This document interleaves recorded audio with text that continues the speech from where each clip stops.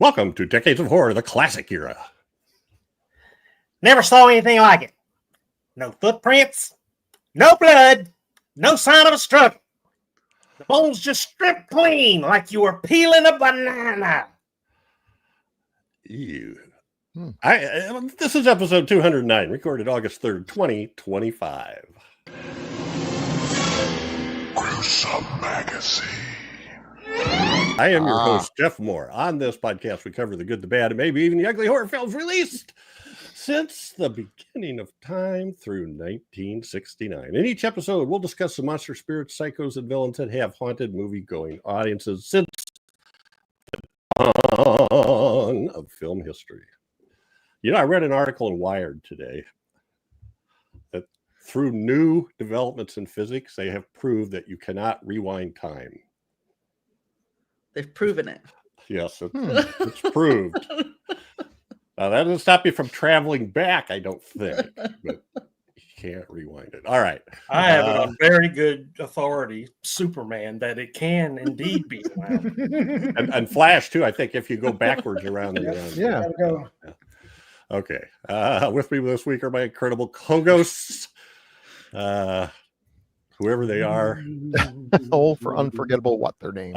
First up is Chad Hunt, co-host of Decades of Horror, all of them, and film producer and director with Recap Productions, and a comic book artist and writer. How you doing, Daddy? I'm fine. For people in the audio, he's changed his nameplate to Daddy Longlegs Hunt for this movie. So I didn't do that. But Tarantula did it. Tarantula. Up on my keyboard. All right. Also with us is Daphne, who is awesome, stupendous, and likable as hell. Daphne, how you doing? Hi guys, I'm doing great. I'm already having fun just being here with you guys for the last 5 minutes or so. There you go. Excellent. 10 minutes before we started. Yeah. I love this. I love you guys. Also, We love you too. Yeah. Also with us is Bill Mulligan, who is also co-host of Decades of Horror, all of them. Yeah. And he does lots of other stuff. He's a writer, director, special effects guru, published author, and all-around nice guy. Thank you. You know, summer is over. This is officially Look at all the ROMs. my last day of vacation. And if I stick to my retirement plans, my last day of vacation ever, because after that, it's just, yeah. So that's depressing, but no better way to send off than with you guys. So. Just when you thought you were out, they pulled you back in. Yeah, well, they better be throwing bricks of money at me when they do it. And last but certainly not least, Doc Rotten, the OG Horror News Radio podcaster and monster movie podcast. How you doing, Doc? Doing good. I'm doing good. Excellent. Usually there's a D in front of that. A D in? It was funnier in my head. Let's keep it going. I think I said D, didn't I? D. We're having trouble with letters today. It's the I don't know. DOH. Yeah. I'm your og. Speaking. People if he's in the our OG audience. and there's a D in front of it, he'd be the dog. Right. That's where you're going. Okay, yeah. That's right. Yeah, it was a Og. stretch. Now I got it. And It's stretched too thin for some of us. You just tell us. You tell us who's Daddy- calling Daddy, you a not dog, helping. Doc, and we'll take care of it. hold Yeah. it out of this hole I dug. All right. If we skip some words here and there, just fill them in your mind. Take my good hand, Doc. Decades of Horror, Gruesome Magazine are partnering with Lay Down Media on several of their channels. And in The fact, plan is to never let Jeff regain control of the podcast. Yep. go for it. Jeff's trying so hard. And now, Chad, tell us about our partnership with Play Now Media. Yeah. Me? Well, since you're interrupting, yeah. Okay. We are part of the Gruesome Magazine family of video podcasts, which includes Horror News Radio and Gruesome Magazine podcast, Heroes and Droids and Decades of Horror, the classic era, the 1970s and the 1980s. Please subscribe to, comment, and like on the Gruesome Magazine YouTube channel. You can also listen to the audio-only versions of each podcast on most podcast apps and by subscribing to both Gruesome Magazine and Horror News Radio.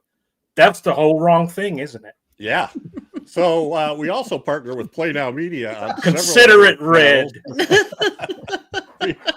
You can catch us on Classic Era, the Classic Sci-Fi. You can catch Classic Era on the Classic Sci-Fi Movie Channel, the Classic Horror Movie Channel, and the Wicked Horror TV Channel. And we have a promo code for you. The promo code is DOH60, DOH all caps 60. And if you use that when you sign up, you will get 20% off your first payment. The monthly fee is $6.99 a month. So if you go for the monthly payment, you'll get $1.40 off that first month. But if you sign up for the annual subscription, which is $50, you'll get $10 off. So $40 for a year. And we're on there, among many other places, but yeah, we're on there. And if you check out Monolith Monsters, our partner there with Play Now Media joined us for Monolith Monsters. This is one of his favorite movies. So he's one of us. They've got a bajillion, and I mean this literally, a bajillion subgenre totally channels that you could check out. So somebody spell that. I've been binging POV horror the last few days, the found footage stuff. Anyway, there's lots and lots of stuff on there for sure. Yeah, it is good. In fact, I noticed Wicked Horror TV the other day has Nightmare Code, which is one of my favorite found footage movies from the mid 10s, somewhere around 14 or 15, something like that. Anyway, spoiler alert for the uninitiated. If you haven't watched us before, or listened to us, we are best appreciated after watching the films, because we're going to spoil the crap out of this. So if spoilers bother you, you should go watch the movie first. And then come check us out. If it doesn't bother you, or if you've seen the movie, I mean, it is 70 years old. So, but once we start talking, you never know what's going to come out of our mouths. So about the movie. And that's true. That's a good idea. I do like the notes though. Once we start talking monster movies, we don't know when to shut up. Yeah. Well, some of us. I tried to find the janitors and the lighting guys for this, but I couldn't. On this podcast, we start by giving some basic details of the film we're covering, followed by each of our first impressions of the movie. And then we do taglines. We look at the way the movie was marketed with taglines and posters, and then kind of take off down the road with whatever kind of connects to the movie or hits Jeff's squirrel button. But anyway, our movie today is Tarantula. Miss Hathaway, come to the office right away. Yeah. Yeah. For those listening, I have a picture of Mr. Drysdale, aka Raymond Bailey, who plays a spider venom expert on this movie. Anyway, Tarantula, directed by Jack Arnold, written by Robert M. Fresco and Martin Berkeley. The screenplay anyway, and then the story is credited to Jack Arnold and Robert Fresco. The cast includes John Agar, Mara Corday. I got that wrong, didn't I? There's an XR in that thing. That's Corday. Geez, Jeff, how many times do you have to proof it? Mara Corday, Leo G. Carroll, Nestor Paiva, Ross Elliott, Raymond Bailey, Hank Peterson, Bing Russell, Clint Eastwood, and Eddie Parker. Clint Eastwood. Woohoo! Yeah. Where was Clint Eastwood in this movie? At the end. He was the jet pilot. Universal International Pictures produced this movie, and it was filmed in Arizona and California. Started filming on June 1st, 1955, and it was roughly a 14-day shoot. It was released on November 4th, 1955. The budget is $334,171. The domestic box office, $1.1 million in rentals and approximately $3.1 million in actual box office receipts. Good return. Synopsis. A spider escapes from an isolated Arizona desert laboratory experimenting in nutrient injections and grows to tremendous size as it wreaks havoc I tell you, wreaks havoc on the local inhabitants. Wreaks havoc. That sounds Yep. familiar. Yeah. That must be why it looks so fake. So there's Raymond Bailey. I had to get him in there. I don't know what other. I know we've done another film that he's been in, but I just thought he's right there. He's showing a movie about spider venom, I think, to John Agar. I don't really know why he needs a movie, but that's the way it works. That's what they do. That's what they do in All movies. right. They show another movie. It is now time for first impressions, and you know what? This is the doctor's pick. So Doc, Give us the news. when did you first watch this? Oh gosh, back long time ago when it was on Saturday afternoon and I was a wee child. I loved giant monster movies. I still do. And this is definitely a giant monster movie. And it's a Universal film. Jack Arnold directed.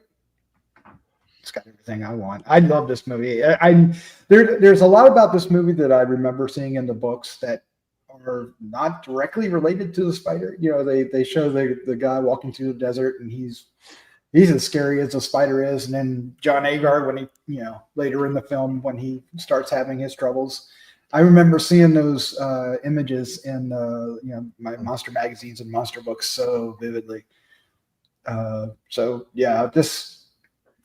I absolutely adore these old giant monster movies. Bring me this, a big giant praying mantis, and all the other ones, big ants, and I'm a happy guy. Was there? I'm glad you could. Oh, okay. No. So those other movies. I'm just giving you a hard time. Okay. Giant stuff. All right. Thanks, Doc. Giant stuff. Daphne, had you seen this before? Yes, I have seen it before. It's one of those that I'm sure that I also saw it the first time on the Saturday afternoon watching monster movies with my mom, but I couldn't remember if this was the one that I saw or what. But once it got started, I was like, oh yeah, this is good stuff. It's so much fun. I loved it. Yeah, it's made me very happy. Okay. Yeah, when it comes to giant spiders, it's either this one or the Incredible Shrinking Man when he shrinks down, right? So yeah. Which actually is the same spider. That's what I read too. It wow. is. I know. I just stumbled into that. I did not know that. I had to look that up. I thought spiders don't live that long. Oh yes, they do. All right. And next up is Mulligan. What are your first impressions of this? When did you see that? God, I saw this almost as old as this movie is. This was a creature feature staple. Yeah, it was. It was basically this Earth versus the Spider, beginning of the end. That one too. Yeah. As much as I love dinosaur movies, I also do love the occasional creatures that are of unnatural size. Blow them up, and spiders are scary when they're regular size. So a giant spider is even better. So yeah, I remember watching it and liking it, and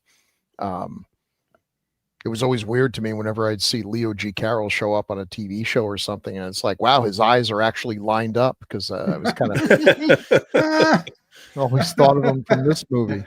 He got it was awesome. Yeah, it's one of my favorite subgenres of horror, which is scientists who I can't believe actually got grants for this stuff. Because here, once again, is a guy who should win the Nobel Prize. He's come up with a way to make creatures larger, okay, and he has a good reason to do it. Food, fine, we're on board. And then all of a sudden he's giving it to tarantulas. Now, I don't know what third world hellhole this guy came from, but here in the old US of A, tarantula meat is not on the menu. Although maybe if it was the size of a Volkswagen, maybe it, I don't know, might taste like shrimp. I don't know. But maybe it was medical that they wanted. If I've got something that I think is going to make things grow big, I'm only giving it to things that are gentle, because once they get a certain size, I mean, Nidhalepis, even rabbits, you get big enough, and then they're like, hey, now I'm prey. So, but giving it to something that's already horrific, like a tarantula, just seems like a really bad idea. He probably would have given it to scorpions, except Miss Corday talked him out of that. She had experience there. So it's kind of dopey there. And then you also got these scientists injecting themselves with the formula, and it gives them, acromegaly or acromegalia or aluminum or whatever they call it. And okay, one guy does it, sure, but two? Okay. Whatever. So yeah, you kind of get a warped idea. I wanted to be a scientist when I was a kid. And I don't know why, because all my role models were really dumbasses. But I really like this movie. I really like it. Yes, the special effects, the spider's a little fakey, but it is a real spider, so I can forgive that. Maybe when they get big enough, they don't cast shadows anymore. I don't know. So yeah, it's fine. It's not stop motion, but it's cool. And yeah, more of this. It's better than the giant mantis. Yeah. Okay. Chad, how about you? Thanks, Bill. Thank you, Bill. You seen this before? Oh yeah, as a kid, I've seen this 20 times, but it's been a while since I've seen it last. I remember seeing pictures of this in the magazines as well, of the three guys that had the astrophasiglia or whatever that's called, and thinking this guys had come up with some kind of injection that turned them into human tarantulas. That's what I thought from just seeing the pictures. And much to my chagrin, after watching it later, that was a completely different thing in the whole movie that these guys were. And then they're injecting each other with it, like Bill said, like on purpose. Like, that's what I got you back, you old scientist, you. With this deadly injection, that and they're all three guys, kicked the bucket because of this. And at first, I was like, and I asked the same question Bill did. I was like, what? This is going to solve world hunger? I can see the guinea pig, maybe, but who wants to watch a movie called War of the Giant Guinea Pig or whatever? They want to see. Yeah, I do want to see that. But I guess spiders are scarier. But yeah, there were a lot of questions as a kid that now I look at it and I go, oh, okay, I get it. But it's not that complicated as an adult looking at it. But I love this movie. It's a great giant critter movie, and it's pretty much a classic in my book. John Agar, you got Nestor Paiva from Creature from the Black Lagoons in there, and a lot of great actors and actresses, and I love it. I love this movie. So I still love it to this day. Excellent. And Jack Arnold directing. Yeah. So we'll talk about that later. So I love this too. I love the music, and I love that. Literally 5 minutes into the movie, Nestor Paiva says, "Like nothing I've ever seen before." Only 5 minutes into the movie, and then somebody else says it later. Andy Anderson says it later, and boy, when that lab starts on fire, does that spider haul ass out of there? Yeah, like a snail. I'm like, oh my God. I don't know. There was all kinds of weird things. Paul, the one assistant, he dies. People die he dies 30 seconds after injecting Dr. Deaver. Literally. He gets far enough to stagger outside, boom. And there's kind of this weird running commentary where John Agar's character, he's the local doctor, and Deamer says, "Hey, it's acromegalia," which to me kind of sounds like some sort of special ball or dance or something you go to. We're going to the acromegalia. But anyway, and not pronounced right, or not the right word. He said special ball. And never mind. Anyway, I get podcasts mixed up sometimes because what? So where was I? Special ball. Well, there's this running commentary about the doctor. Dr. Deamer says, or Professor Deamer, I forget, says, "Yep, it's acromegaly." He goes, "But there's never been a case where that happened that fast." And he goes, "Yeah, I know. science does weird things. Well, then, and John Agar's character throws a fit, because that's not right. He goes and studies it all and everything. But later on, he's at this rock outcropping with Stevie, Mara Corday, and all these rocks come tumbling down that the spider is knocking over the top, and they dodge this avalanche, and they get in the car, and she goes, "Whatever caused that?" "Oh, sometimes rocks just do stuff in the desert." Sometimes they just move. Yeah. Gravity. Anyway, and I love guys like I just love the character actors in this, especially Hank Patterson as the desk clerk. Yeah, he's great. Josh, he adds a little comic relief in there. He's like hitting on Mara like he's got a shot. Well, yeah, he's being nice, that's for sure. Yeah. He then we got the standard. The hand comes in from off screen and touches the guy's shoulder. The jump scare, Yep. You got to have those in. Perfect. I think that's a standard Jack Arnold Well, thing. especially if you got that music cue going, da da da. They got the Creature in the Black Lagoon playing on. And did anybody go "Ew" when John Agar reaches down and touches the venom? Yeah. And licks it. No, don't Tastes do like that. spider venom This dye. big puddle of milky white stuff, and there's Yeah. dead animals and skeletons Yeah. all around it. I'm like, And he oh just my God. licks it right away. I do that every time I take the dog for a walk. I like the yeah. Well, you gotta. Never mind. I thought it was pretty good effects too when the spiders destroying the house and the professor and Stevie, Mara Corday are inside and there's stuff falling down all around them. Yeah, I just thought it was cool. And then I loved it when Nestor Paiva shouted, "Jumpin' Jupiter!" That just was like, I just love stuff like that. All right, I love this movie, so I'll stop there. Blah blah blah. But we have a thing. We have a thing that we do now. Yep. That's called Oh my God. Taglines with Chad. I think that a tarantula must be outside my house. I just heard. the As music played here. by Chad his own self. So, folks, if you need to go cook a steak or fix up some Don't little, tell people to leave the podcast. These are good Listen to these. Listen Listen to the good ones. I'm just saying this could These are take a good. while because They're good. it looks.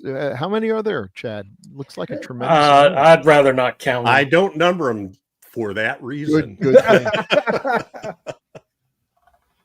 Oh God. Anyway, I can't believe there's this many. And this is what Jeff does. Any words he can pull from any source, whether it's a tagline or not, Right. he'll make a tagline. He doesn't give you credit. Sydney Oh, Applebaum, Gaffer. Okay. Right. So Yeah, first they're I all look from at the posters. taglines in IMDb, then I look at every poster I can find Mhm. Yeah. to see if there's something different on it. Giant spider, deadly accident of science, and every second it grows bigger. Yep. Yep, Thank that's you. true. That's true. Yeah. Everybody said that about my baby pictures.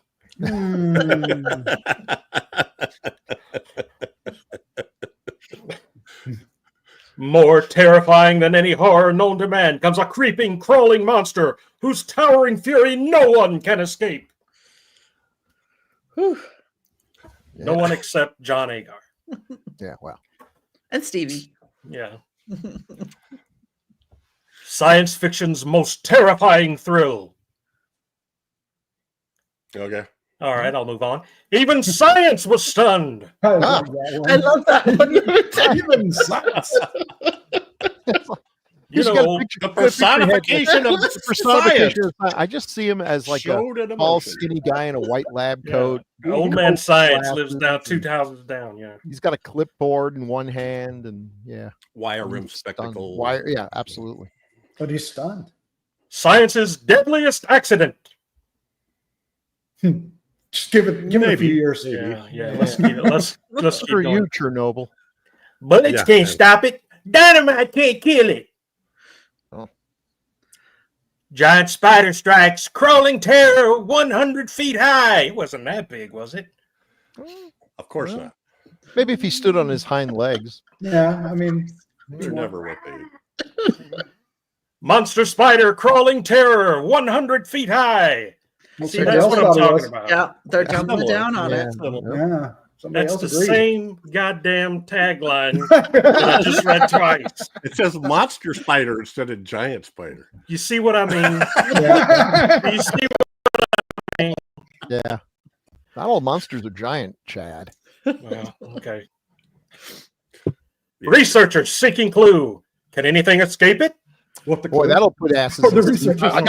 seats. This movie's got researchers seeking clues. Hold my hand. I'm nervous. Oh, God. Towering over cities. Even dynamite can't stop it. Thousands flee in terror. Researchers seeking clues. Still. Air Force joins fight. List of victims. Hourly. Mount. Hourly. How big are these cities? He's only 100 feet tall and he's towering over them. I think they just said the whole Must have movie taken over here. Stanford. Yeah, they did. They kind of did, yeah. John Agar uses the toilet. No, it's before 1960. You can't use the toilet yet. And for the most useless of all these taglines, greatest double shock show of all.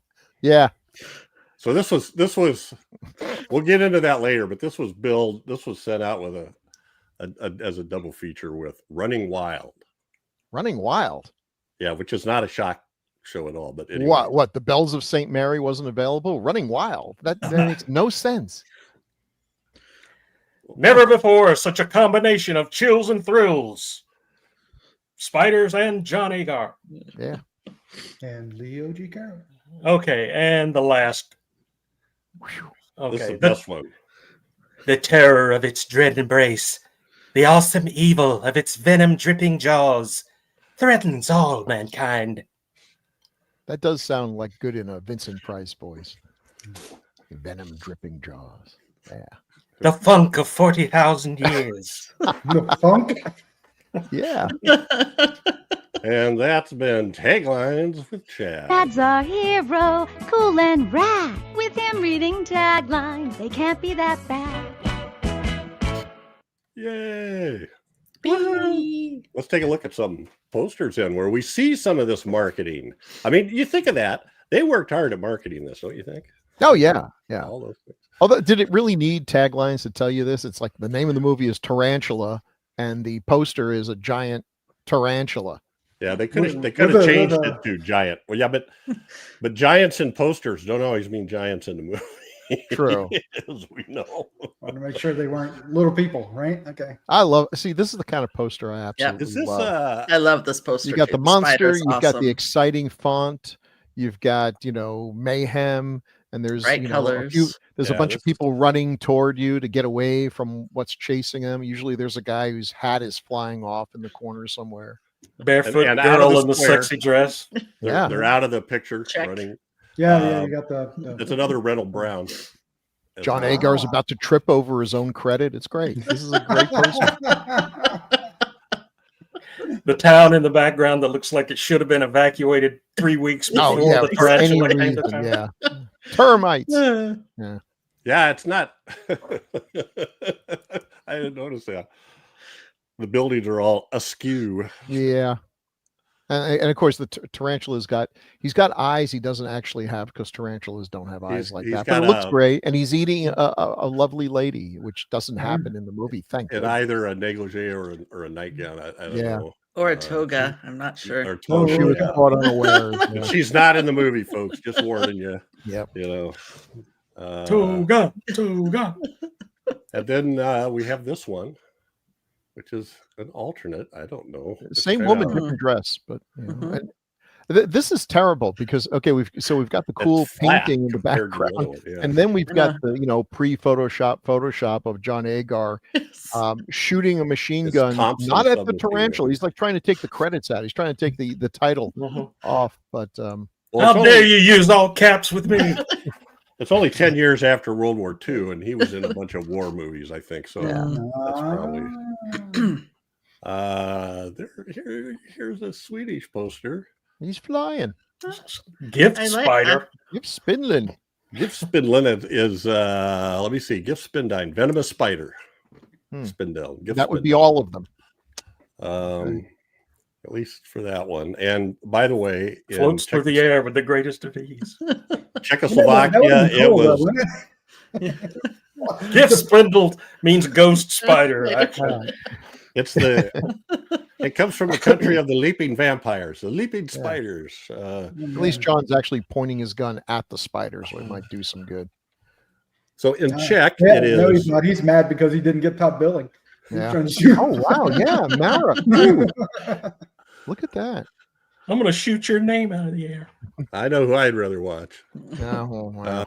In Czechoslovakia, it was Ledozrevý pavuk, which according to Google Translate is man-eating spider. Ooh, man-eating. In Danish, it's Tarantula came Peterkoppen. Yeah, those Swedes. Do they even have giant spiders spider. in Europe? I mean, it feels like that's not a problem that the Europeans deal with, which must have come as a real hell of a shock when all those prisoners got sent to Australia, huh? Yeah, no kidding. Ill prepared. Giant Duchendorfen. All right, and we got a kind of a lobby card, which I thought was fun. There's another lobby card that just has the same art as the other poster, but this one we get a newspaper ad, which as you may have noticed, Chad, I did not put in the taglines. Flee city in panic. That was not one. Oh, nice. That Could have been that that fails to halt. Could have been that prayer I said before the show started.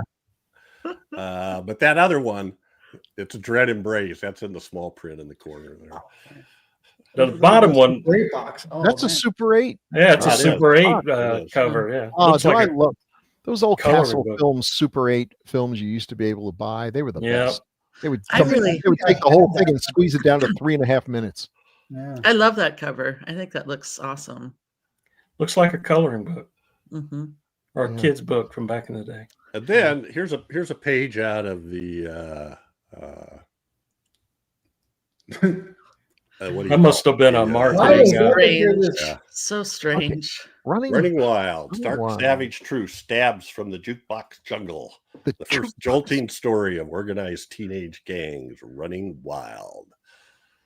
Hmm. They should have switched those because then it would have been Tarantula running wild. Mm. But anyway, Boy, that's a dumb double feature.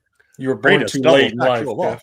And then the description, what they're trying to do to get the theater owner to use these ads. Here is Universal International special press book for the year's most sensation-laden power profit combination.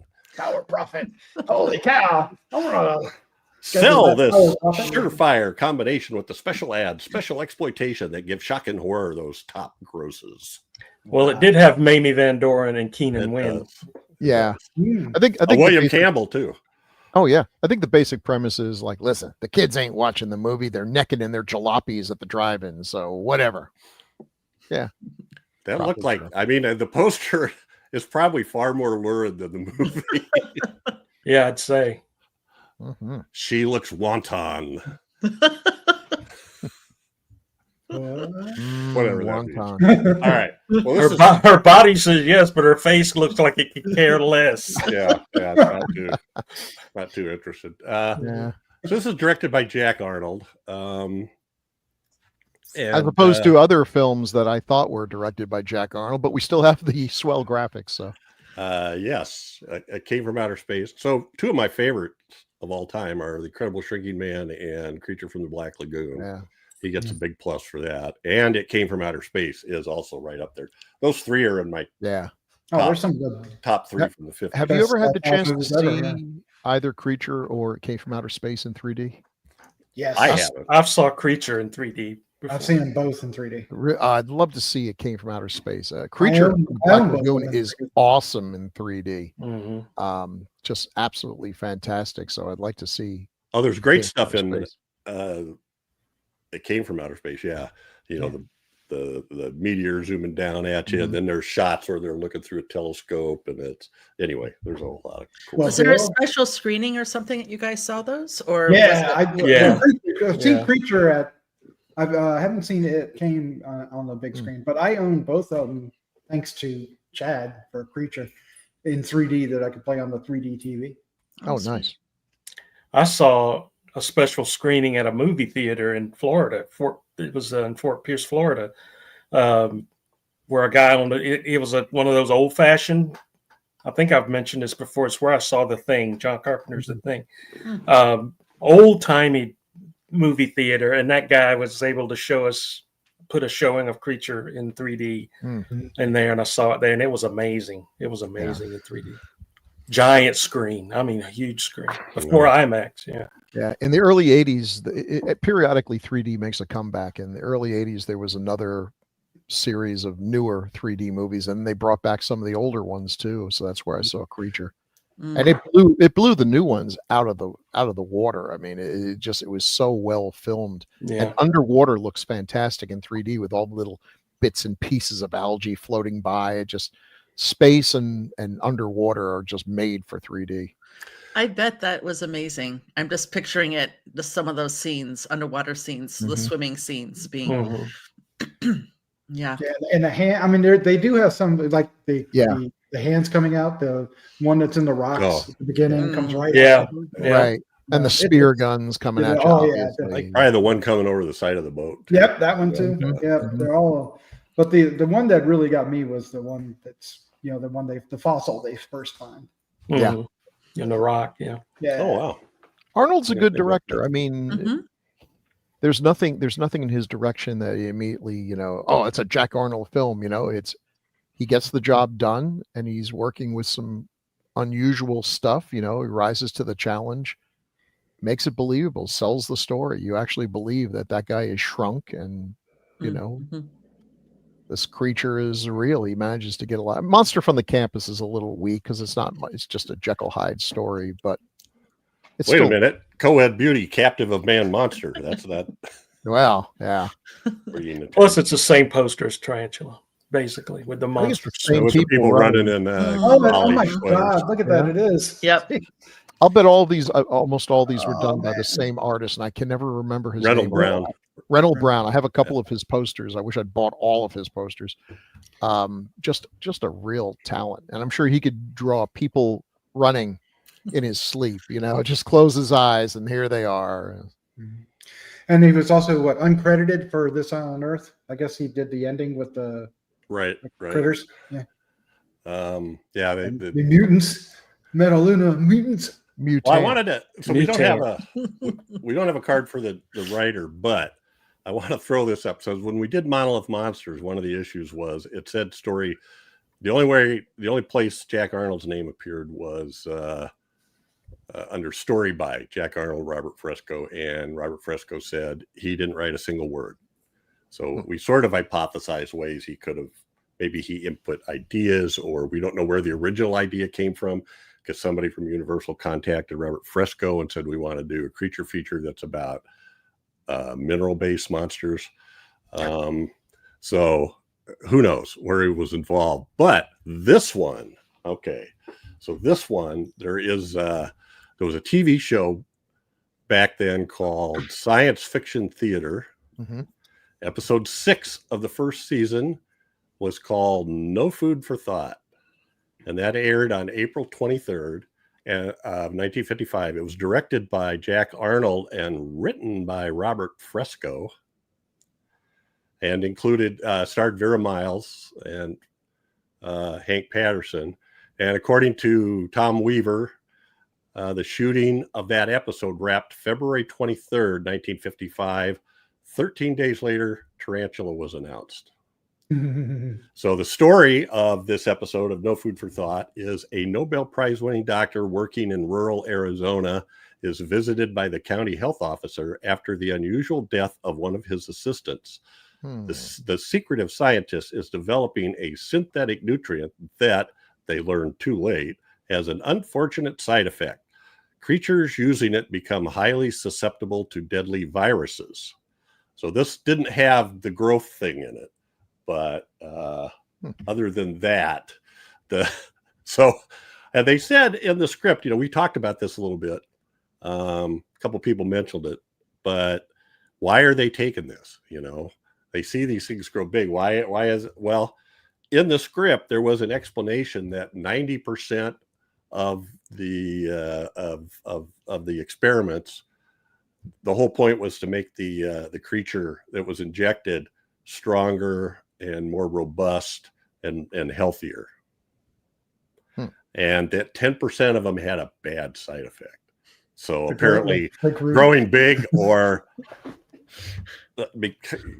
having acromegalia were the two things, but they left that out. So apparently they thought, scientists do stupid things like inject themselves. That's all you really need. And that's why every creature in this movie was part of the 10%, apparently. So that's you know.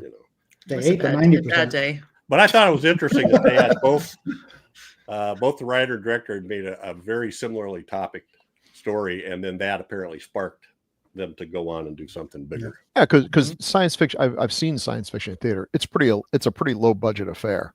So, you know, they had the premise, but then the result is, oh, he's gonna, you know, catch a cold and die. It's like, whoa, that's not very cinematic. But now we've got an actual budget. Now we can have let's make them into giant spiders. And like, sure, yeah, Perfect. So anyway, Robert Fresco's not. Anyway, and also in the writing, it says it's co-written by Robert Fresco and Martin Berkeley. And Robert Fresco said Martin Berkeley was a friend of William Allen, the producer, and that Allen just gave him a job to help him out with money, and that he had very little input into the script. Boy, he had my dream job in Hollywood. Yeah. Get paid money and contribute nothing. That's great. Yes. There's a lot of people still doing that. Yeah. Oh, There's people that do that where I work. Speaking. Before we leave Jack Arnold, can we say he directed 26 episodes of Gilligan's Island? We can. So cool. Yeah. You know, Tom Weaver, first I was thinking, this Robert Fresco guy doesn't, you know, everybody's stealing his stuff. Maybe he's the one, you know. But then Tom Weaver said he had interviewed all these different people all over Universal. And in the end, he said, you know, people ask me why I never interviewed Jack Arnold. And it's because Jack Arnold is a fibber. Fibber. There was a variety of stories that he researched that Jack Arnold told different stories about, and so he thought there's no point in interviewing him because I can't tell. You know, if I write something, I want to know it's true. So he tended to kind of exaggerate or misremember things about the movies, I think. Probably just messing with people. Who knows? If the stories are good, print them anyway. He did some great 50s science fiction movies. Regardless. Clint Eastwood and John Agar were also in Revenge of the Creature. Revenge of the Creature. Yeah. Yeah. Right. So He was a Awesome. lab tech, wasn't he? So Yeah, he had the mouse in his pocket. yeah, yes. right. That's right. I wonder if he has a mouse. Yeah. You see a lot of the same actors show up in Mhm. Arnold's films. So he's another one of those directors that, you know, probably one of the reasons he was able to efficiently make these movies on time and on budget was he had people he was comfortable with. Well, here's our Also titular studio people character. too. This is- Tarantula himself. Okay, yes, Bill. I would have stop motion would have been awesome for this. But as a kid, this was cool. It was just awesome. I was like, But even Harryhausen had a brief shot of a giant tarantula in 1 million years BC, and he used a real tarantula. I mean, good God, having to animate 8 legs and make them look real. But they did such a great job. Yeah. Though. I mean, Mhm. you can tell it's fake, but it was well done fake. I Mhm. mean, it was usually you see the little outline around it where it's been almost cut and pasted into the film or whatever. But Hey, This could you excuse me for a minute? In an amazing coincidence, there is a spider that is threatening my wife over there, and I must perform my husbandly there you duty. go. Take care of it. don't set it outside; it'll die. Don't set it outside. I learned that the other day. That somebody said that if you take a spider that's born inside your house and is up in the corner, if you set it outside, it doesn't have the life skills to survive outside that it does in your house. I don't know if that's an animal, somebody that's like Don't kill the spider. I've heard that about predators. I didn't think of but I looked that up when they said it was the same spider in those two movies. I thought spiders don't live that long. They live like 20 to 40 years. Wow. 20 to 40-year spider. Okay, geez, that was a way bigger spider than she told me. Was it that big? Was it that big? It was. I think John Agar has been given it serum or something. This has some similar effects in that Clifford Stein, the same guy that did the special photography in Monolith Monsters, in other words, put together the matting and all that stuff. There is a couple spots in here where you can see the monster, the one shot where the monster's coming over the hill. The matting painted a couple peaks in there that they didn't include. Top picture, that little hill that it's climbing over there, and the one at the bottom, its legs disappear behind something that's not there. Yeah. But otherwise, that's pretty damn good. I also like the desolate scene, the desert terrain. It I don't know. It makes it even more, coming down the road at you, and it's the biggest thing. And here it comes. All these 50s giant monster movies always happen. The laboratory is 50 miles out into the middle of the desert, the middle of nowhere. And you know what? That's as it should be. I mean, when you find out the CDC, the last place on earth we store like smallpox and stuff, middle of Atlanta. Good plan there. Yeah. We ever had to blow it up, we take out Dragon Con. The black and white photography it helps, because if this were color, there'd probably be like a big blue matte line around every hair on his little hairy legs, and so that does help sell it. It also says they had a tarantula puppet for some of the stuff, when they have the fang come into the house or whatever. That was created the eyes outside the window. That was created by Hua Chang. Oh wow, Hua Chang. Hua Chang is one of the unsung heroes of like stop motion animation. He did a lot of stuff with like Dinosaurus and Jack the Giant Killer. I think he did stuff for Art Clokey, not Pinocchio, Gumby. Yeah. Hua Chang's kind of, he did some cool stuff. Whenever they tried to do the props inside and try to show the spider in context with the people, that I always love that. It's silly and goofy, but I always love it. Yeah. Well, the one you're talking about, Doc, where he's looking in the window, that was scary. That was scary. Well, and also just the shaking of the house and stuff falling down, and I thought that was really well done. And she was, and they were jerking, they were staggering, and it didn't look like Star Trek staggering. It looked like it looked like they were smacking her with debris. Somebody really jerked. I think I read somewhere that Leo Carroll actually got hurt in that. Got a cut on his arm or something. Speaking of, let's take a look at Leo G. Carroll. Oh boy. And oh lordy. Handsome gentleman. Yes. I thought he was so perfect for this part. I mean, he was, right? Yeah. So I should have put a note up. I should have put a note up in a special effects group or something. But Tom Weaver said that Jack Keevan did the facial appliances. But he's not listed anywhere in the credits, even on IMDb with all the uncredited stuff they put. But the other listed as makeup artist is Bud Westmore, who we already know was a butthole. Not always entirely honest, right? Oh no. Another fibber. But this is very effective. It's great. Oh yeah. I mean the acromegalia labiescence, that's just an obvious appliance and everything, and not very much acromegaly. I mean, neither is this really, but it's cool. They sell it. It looks like his damn face is melting off on the right hand side.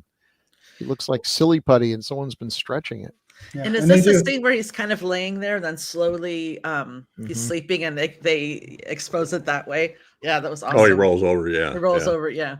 It's great how they show it, because they do show stages. First they show him he's Mhm. sitting there and his hand and his knuckles and his hands look bigger. Like when they show those other two guys, they always Mhm. make a point of showing a close up of their big fat fingers, Yeah. fingernails and stuff. Mhm. So when you see as his hand getting bigger, what's going on. Then the next time he comes down the stairs and his face is a little bit bigger, and that's an awesome scene by Mhm. Mara Corday, because he's chewing her out for showing the doctor Mhm. the lab, and she's looking at him. And what's wrong with your face? Yeah, at first I'm thinking she's bummed because he's so mad at Don't him. change She's the really like, subject. Yeah. I'm I'm gonna try that the next time my boss is chewing me out for something.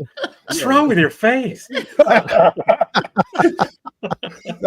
That'll work out really well for Yeah, you. yeah. You do that. I'm And gonna then try. this one at the top where his whole eyeballs Yeah. slid down in a different place. Yeah. I think The- that's That was awesome. excellent. Okay, and as a kid watching it, him and the other guy, the one that they in the beginning, Mhm. that was as scary as the spider was. Mhm. Mhm. Well, I don't know where it was, but they said Joe Dante saw this as a 9-year-old, Oh yeah. and he begged his dad to take him to it, and he couldn't take it and ran out into the lobby. Mm. Left his I love dad to that. watch the movie by himself. This I is love this is that. different from what they usually do. One of the fears. One of the primal fears of humans, and one of them is deformity. And we don't think of that as much anymore because there aren't as many birth defects as there used to be, and there are things that we can do to fix what happens.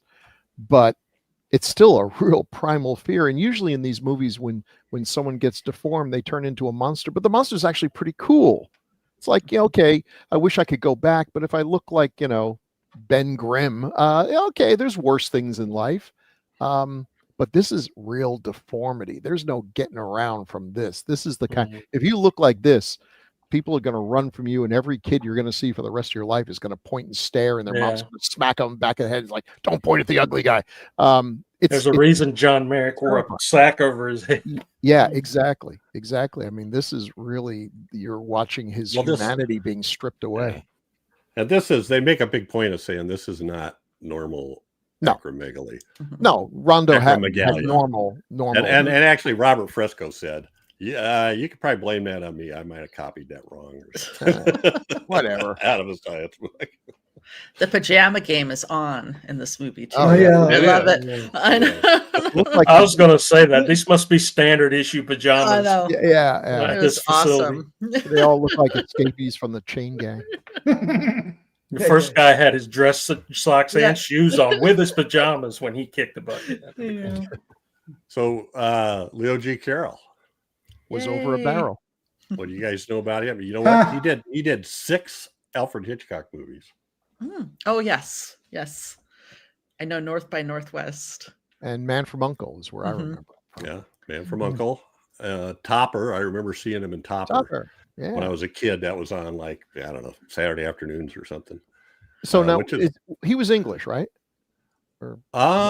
That's a good question, because somebody, we were talking about this the other day, and I either somebody sent me something, or maybe it's in a comment. I don't remember what, but they were talking about how these actors had this weird sort of something in between American and English accent that was like you, if you went to Harvard or Brown Yes. or whatever.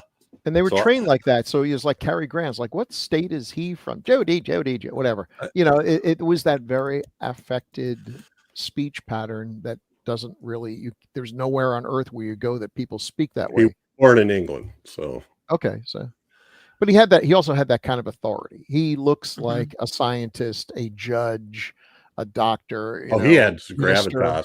Mhm. Yeah, you Mhm. just believe he was. So he was in. I think, what did you say? North by Northwest, Mhm. Daphne. He was also in Spellbound, Mm. Strangers on a Train, The Okay. Paradigm Case, Suspicion, and Rebecca. Oh, Wow. Those were classics. And he was in Tower of London, 1939, Ooh. with Basil Rathbone and Karloff and Price. Oh, wow. Uh, He's got one of those faces like Fred Gwynn or Sammy Mhm. Castle. It's just so extremely ugly.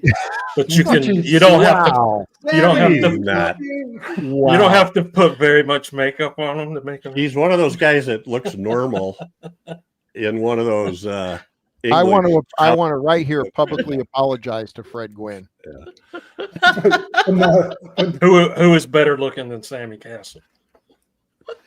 He was also more interested in stage. He was in over 300 plays, so that's why he only has like 30 credits. But yeah, I remember him as Mr. Waverly in Man from U.N.C.L.E. and the girl from U.N.C.L.E. He looks a little bit like Boris Karloff too. I think it's just like a solidness. Yeah. Well, he's got a characteristic. There's a lot of character in his face. You know, where he can play these, and that's what I was getting to before I made the joke. But it's just a very distinctive look about him that it lends well to makeup and stuff like that. Well, and I think also with this character, he can play like the crazy scientist or the angry scientist, but you could also see him. I believe that he would want to save humanity from starvation. Like there's also I don't know if I'd say gentleness, but there's humanity in there still somehow. I don't know if it's his eyes or just I mean, I feel like Boris Karloff was like that too. You could be really scared of him, but they could I don't know if it's pathos or something, but so I thought just thinking about it now, talking with you guys about it, it's like I think that's what added to some of the believability of him. And like you said, goes really well with makeup. Yeah. His face is distinctive. That scene we were talking about where she's like, "What's wrong with your face?" I don't think there really was that much on him at that point. They just made his lines deeper. They just accentuated. So that probably hurt a little bit. Just like, "What's wrong with your face?" It's like, listen, there's nothing wrong. Just my face. It's my face. Have you ever seen I am as God made me, madam. Daphne, have you ever seen Topper? No. He plays Cosmo Topper, and there's this couple, and I think are they like they're ghosts, right? Yeah, but they're like are they like nephew and niece-in-law or something like that, or there's some or they're just with the house, but they're ghosts. This couple. And he's sort of the comic foil for them, and he's awesome. He's really good at that. He's the only one who sees them, and of course, that leads to all kinds of trouble because he doesn't know to shut up about it. It's like, Okay. And then they tell him stuff that's going on that he doesn't know about. That's Mr. Ed with ghosts. Yeah. Mr. Ed with ghosts. Well, speaking of ghosts, he was also Jacob Marley in the Christmas Carol from 1930. Yeah, which also used to. I could see that. Yeah. Oh, because he's with the thing tied around. That's the one. Yeah. He was like 80 years old in The Man from U.N.C.L.E. Wow. He was 80 in it said he was born in 1886, I think. Wow. So add 14 years to whenever Man from U.N.C.L.E. was on. I was guessing 66. I'm thinking you're about right. I think you're right. Even looking at that makeup, like the top picture, they even extended his forehead back to make it look like his head was growing. His hair is outgrowing his hairline or pushing his hairline. It's a really good job. It's a good makeup job. Yeah, that's simple in a way, right? So they didn't have the tools and techniques that we have now. So anything they did that worked back then, I'm always impressed by. All righty. Leo's great in this, but then we also have John the Man Agar. So he was married to Shirley Temple.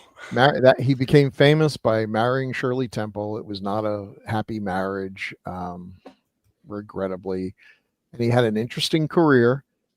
He's often listed as, when they say who are some of the worst actors in Hollywood, John often gets there. He was unspectacular, but I don't think that's fair. He's in a lot of these movies. A lot of these movies are pretty poor, and toward the end, really poor. But I don't think he was a bad actor. He played the solid hero. He acquitted himself well in this. I thought he did. Yeah, especially in the beginning, like when he's. Yeah, I thought he was. Talking to before the action starts, and He's like talking to the guy behind the counter and stuff, and he's Yep. ribbing him and stuff. Yeah, I thought he's a lot better than I remember him being, back as a kid, because I didn't care as a kid. I was looking for this fight. But I think in his face, he's sort of the opposite of Leo Jaccara. His face is not very distinctive. It's if someone gave you a picture of John Agar, just him sitting in a chair, like, who's this? Unless he's being chased by a brain from Planet Arrows or something, it's hard to, he didn't have that distinctive quality. It would be hard for an impressionist to do an impression of John Agar. Yeah. Yes, it would be. There's no. But I think my estimation of his abilities has grown over the years. Actually, I enjoy him in so many movies. It's like you can't be as bad as people would say he was and be in that many fun movies.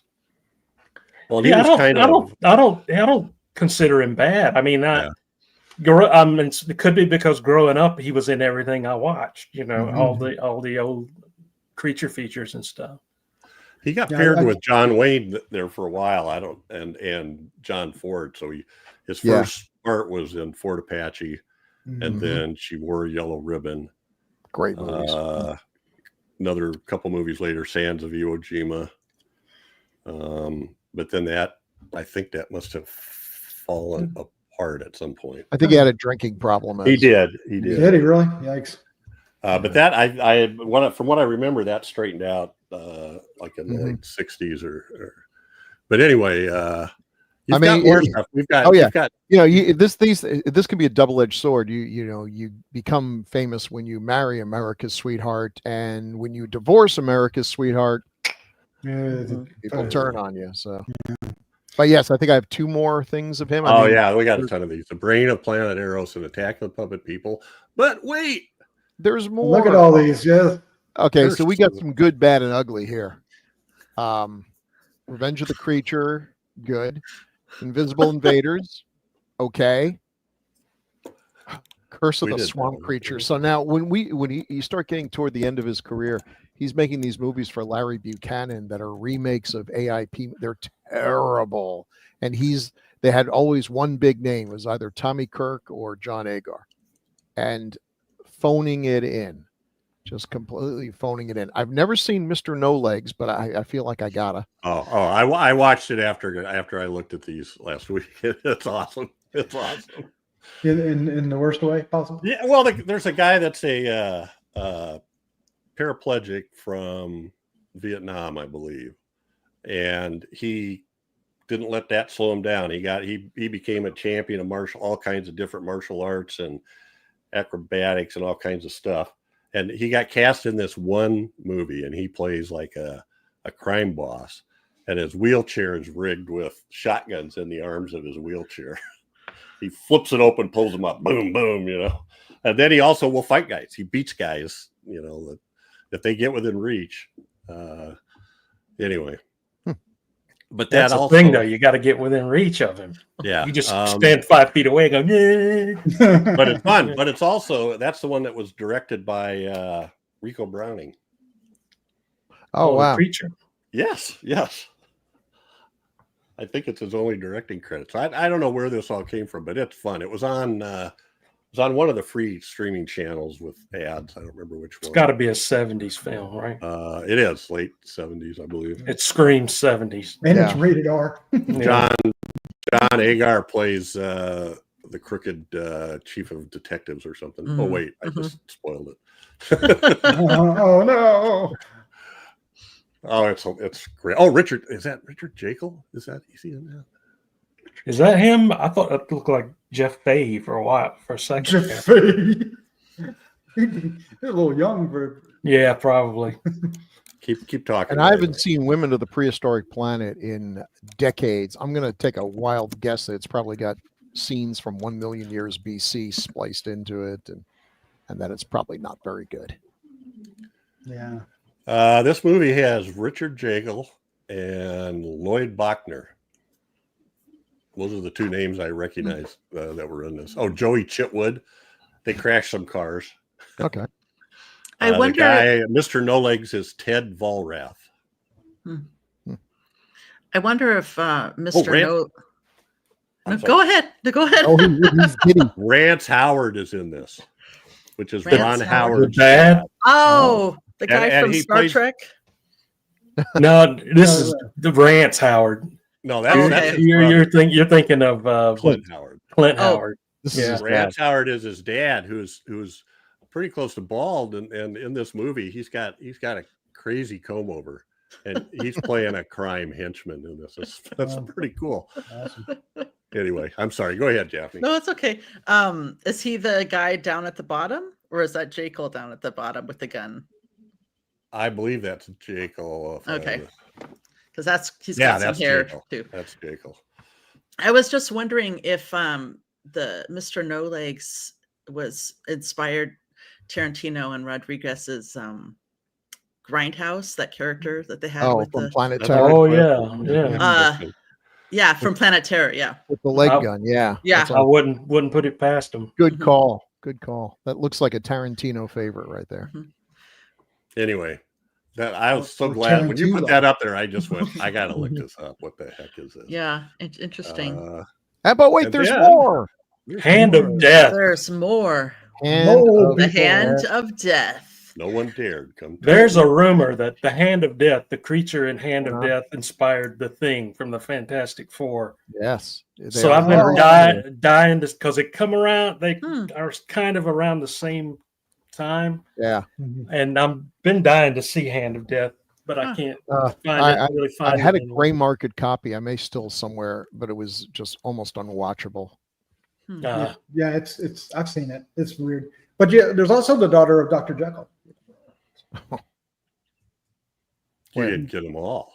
I didn't get them all. Oh, and I love Daughter of Dr. Jekyll because it's an absolutely baffling movie. It's like the movie's half over before they really establish that Dr. Jekyll had a daughter, but he's a werewolf, and yeah, whatever. Nah. And there's Zontar, the Thing from Venus, another Larry Buchanan disaster. It's a remake of It Conquered the World with a worse monster. And those things are really fun / hard to watch. They're basically made for TV. I haven't seen Attack of the Puppet People. Have you? Anybody Yeah. seen that one? Yeah. I've seen that Yeah. one. It's fun. Yeah. Is it fun? Yeah, It looks Yeah. fun. It's Bird Eye Gordon going. I should go the other way. Yeah. Let me make him little instead of big. But still, everything, same now I got a principle, giant right? cat. Yeah, same principle. Now we have a giant face. And mole waste people basket. just plain. Have you Mole guys done people. Mole People yet?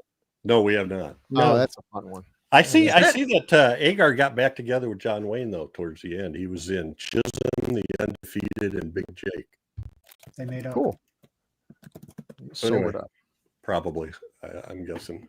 So John Agar, yeah, he was with us. I think one of his last roles was in the Dino De Laurentiis King Kong. If I'm right, yeah, I think he played like the mayor or something of New York. So give the man some credit. He was in a lot of cool movies that we all love. Well, yeah, and he lived to 2002. He was 81.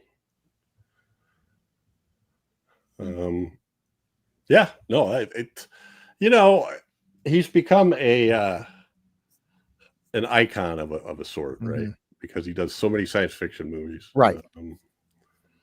Okay, well, John Agar, yeah, I thought he did well in this. I liked him quite a bit. Yeah. Mhm. Now Mara Corday. Rower. Yeah. Yeah, she was really good. She was. She was great. kind of She was better great. than everybody else Yeah. Mhm. combined. Yeah. It was- Yeah. Well, now what did she do? I mean, because She was like she was in Black Scorpion and the Giant Claw. Then she married, I forget the guy. Oh, she married Richard Long. And Who's that? Who's Richard Long? Big Valley.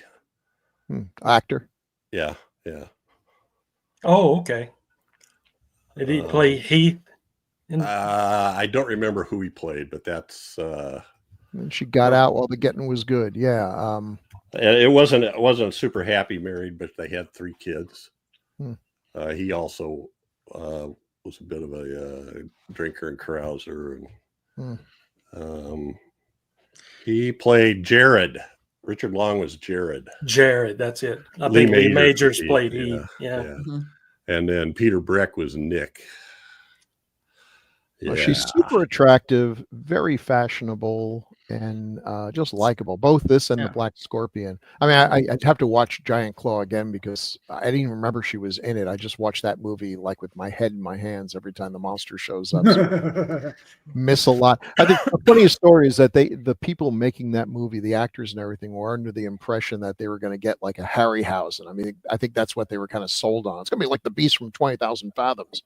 Boy, were they wrong. Yeah, but we're hiring 12-year-olds with some Play-Doh and feathers. And I think she did great. Yeah. She was so I like the character, just how it was written. I'm assuming it's how it was in the script, but very smart and capable. And then she played it, seemed to seem so natural and confident and smart. A fun introduction too, right? Yeah. Super fun. But if you want a glimpse of what life was like for women back in the 50s, here's this educated, brilliant woman who has to put up with John Agar. It's like, see what happened when we gave women the right to vote? Now they think they're scientists. But she still likes him because, what are you going to do? That's exactly. Like that, so. She's out in the middle of nowhere. Good one. I thought she was great. I went down a Mara Corday rabbit hole for a while. Those worst places you could go. Well, when she came back, so she retired for like 17 years, and then Richard Long died in 1974, and she went back. And because that Clint Eastwood was in this movie, or I'd assume so, he picked her to be small parts in 4 of his movies.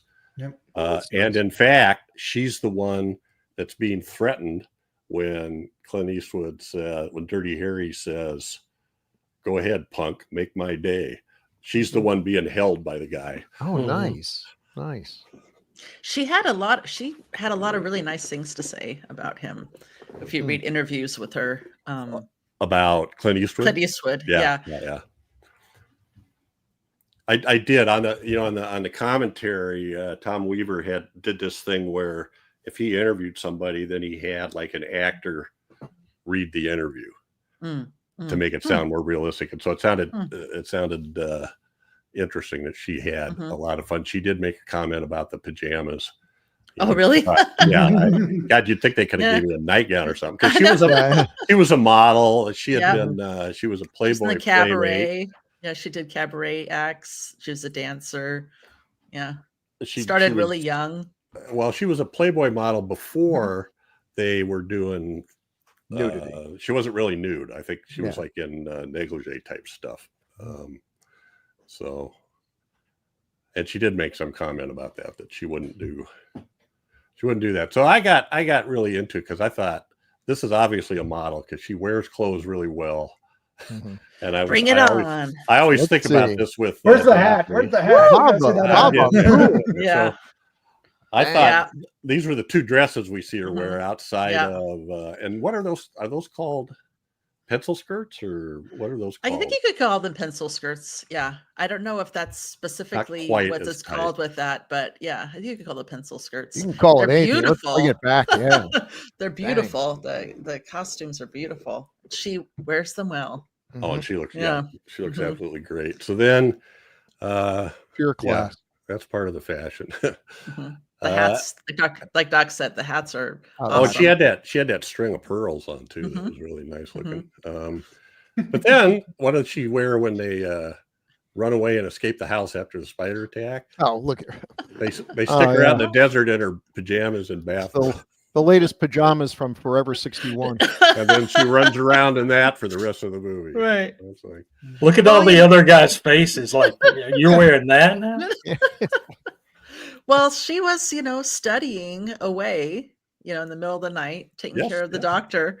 And then the house gets right. And actually, in a way, it's kind of refreshing. Yeah. Right. And at least they weren't striped like the other guys. Exactly.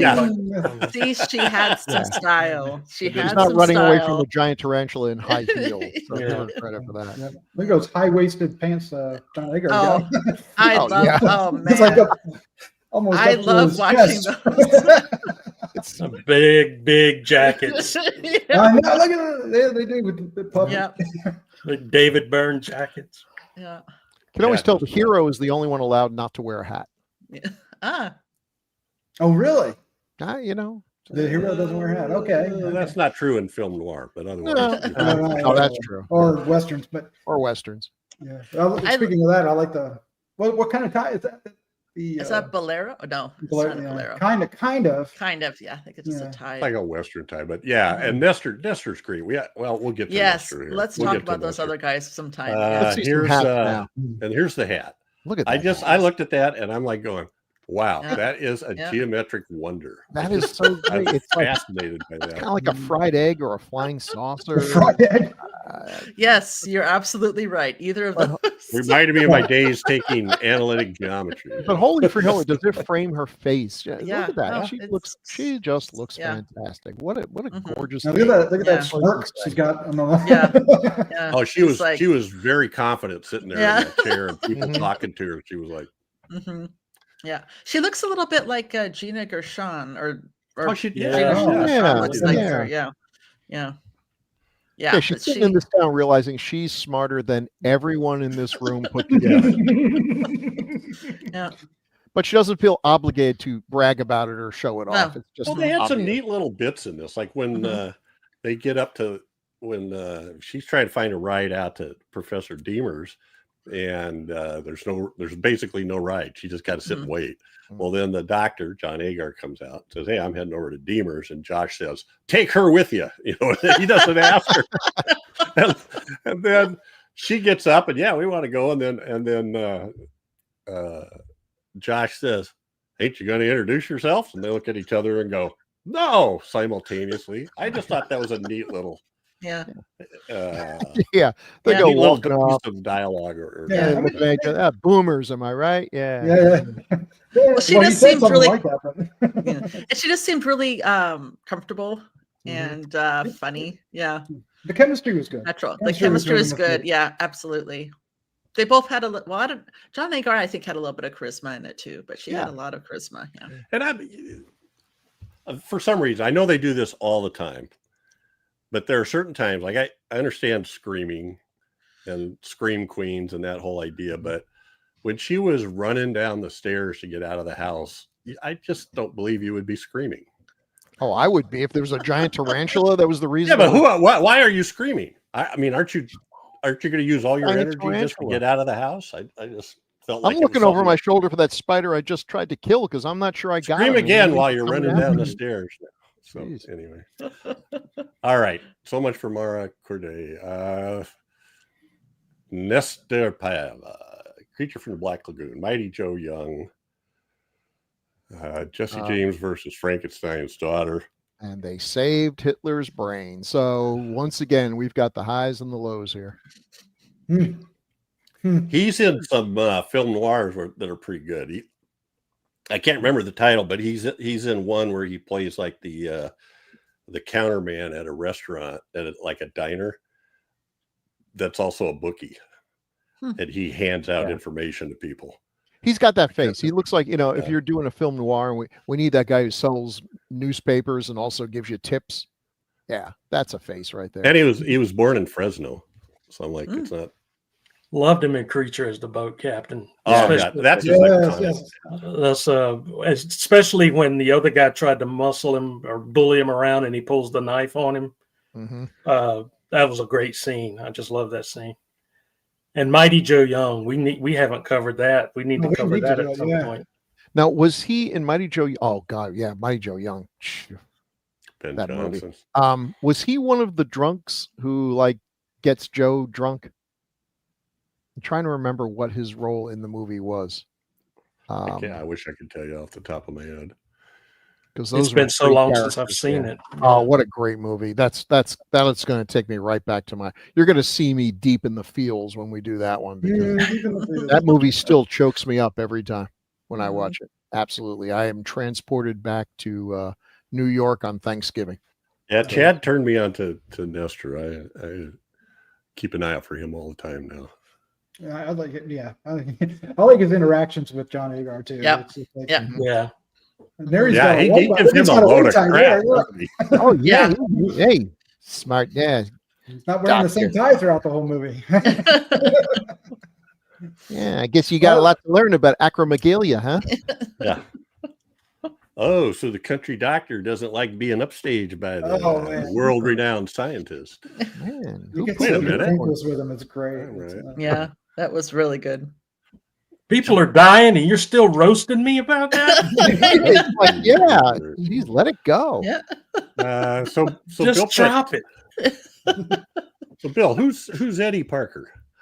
Eddie Parker is a stuntman who also just shows up in he's in a lot of things. And one of the things there's a lot of controversy over, did Eddie Parker actually play the Frankenstein monster in some of like Abbott and Costello Meet Frankenstein? Because Glenn Strange is credited with it, but it's believed that Eddie Parker, I think, might have been there. He may have played the monster in some shots for Frankenstein Meets the Wolfman. No one's really sure. He's definitely the Mummy in Abbott and Costello Meets the Mummy, and he often plays Mr. Hyde in Abbott and Costello Meet Dr. Jekyll and Mr. Hyde. And I guess he was a fairly big guy and definitely was not a diva when it came to slapping on the makeup. Because here he actually plays 3 roles in this movie. He plays both of the guys with slightly different makeup who are dying of acromegaly. And I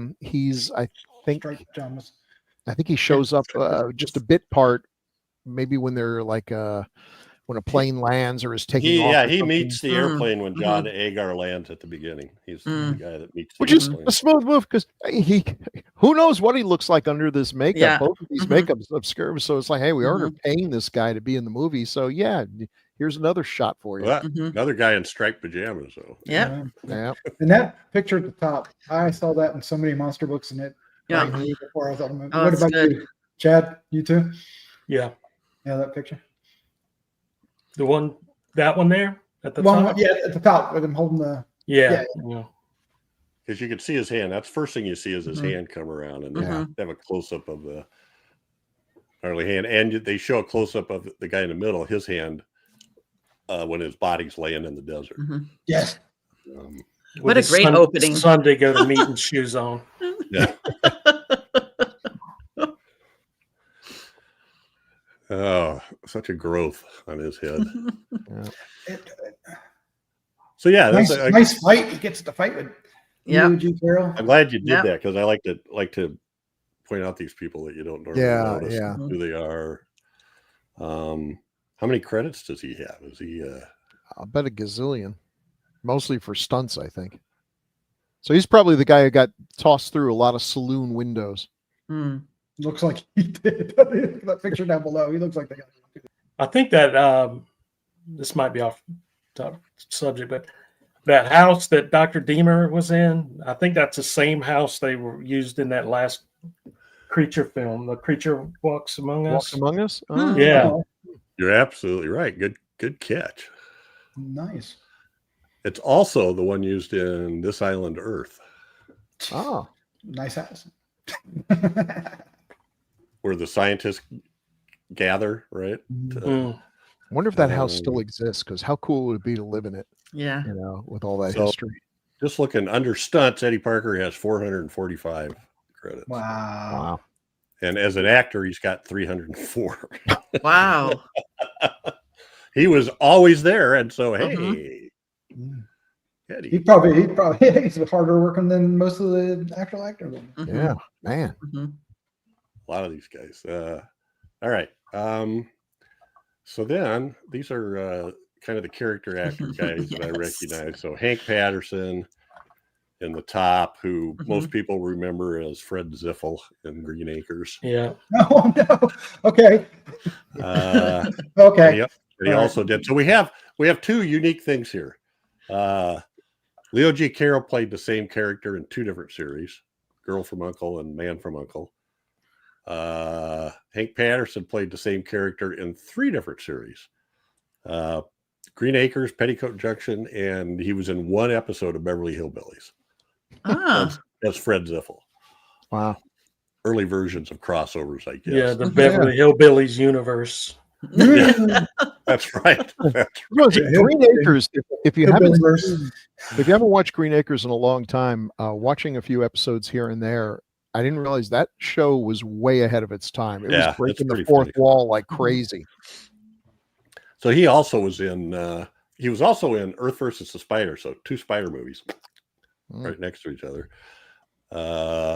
What else? Amazing Colossal Man, Monster on the Campus, Attack of the Puppet People.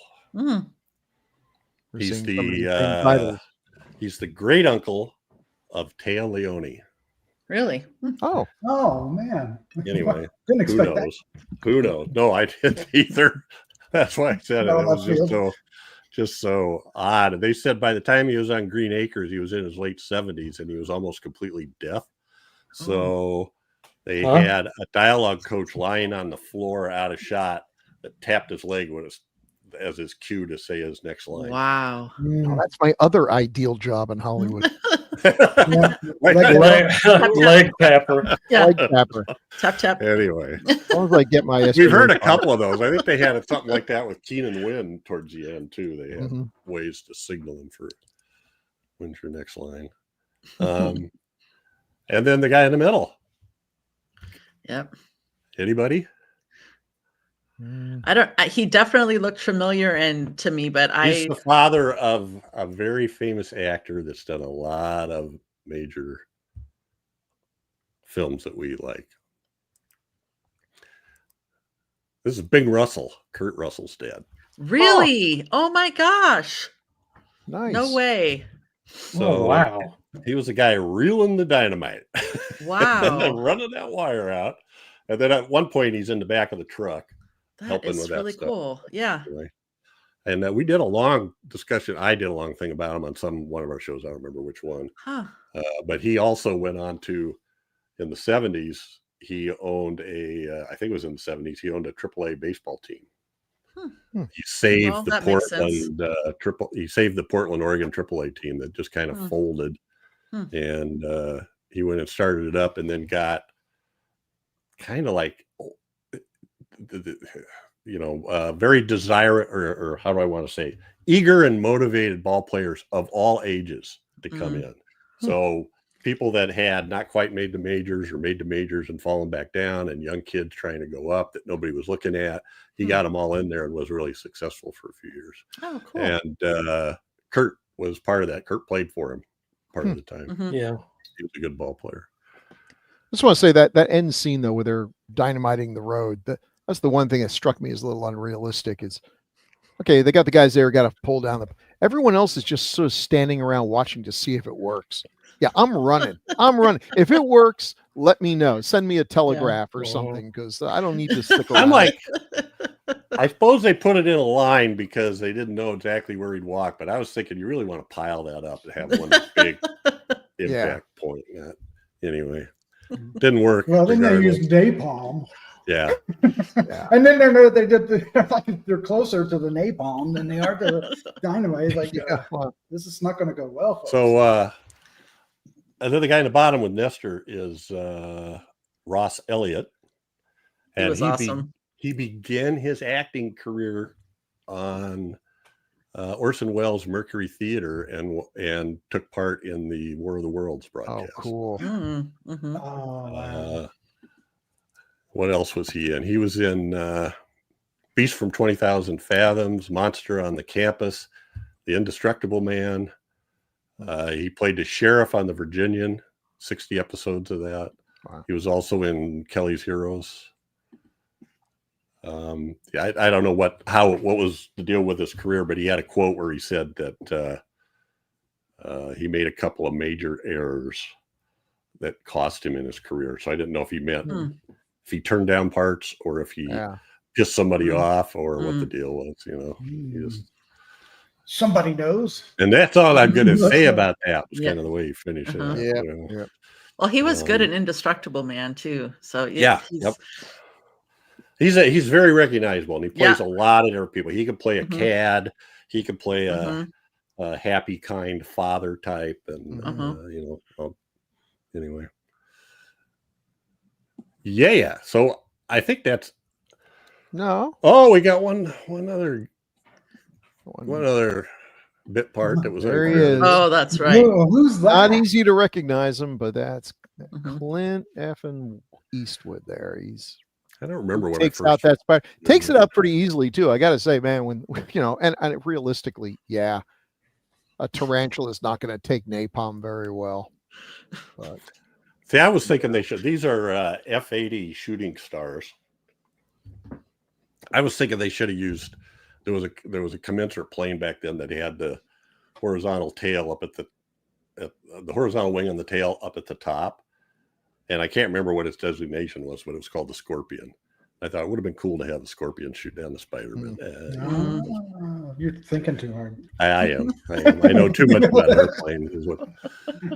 Play Misty for me, Pale Rider, but also I'd throw High Plains Drifter in that category. Actually, I do like that they took the spider out so easily, because it kind of drives me crazy in these movies when they do call out the big guns and like the best that the Air Force has to offer show up, and we have 5 minutes of them shooting and missing. And I'm just thinking, well, we're going to lose the next war, Yeah. Because I'm pretty sure whatever the Chinese throw against us is going to be harder to hit than a giant lumbering spider. That's like every Japanese kaiju movie from the 60s and 70s. Right? Most of the missiles take out parts of Japan. They don't actually hit Godzilla. Not that it does any good when they do hit Godzilla, but. Yeah, so there's Clint. I did want to mention this one guy that played the farmer. So Clint was in bit parts in this and the was it Revenge of the Creature? Yeah. Mm-hmm. But like we said, he gave some back to Mara Corday. Yeah.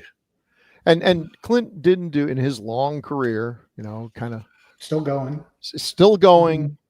He hasn't done a lot of horror or science fiction, but the three that kind of occurred to me, I put in posters for Play Misty for Me, which is pretty much a horror movie. Pale Rider, which is a really good kind of neo-Western where maybe he's a ghost, supernatural vengeance. It's a good movie too.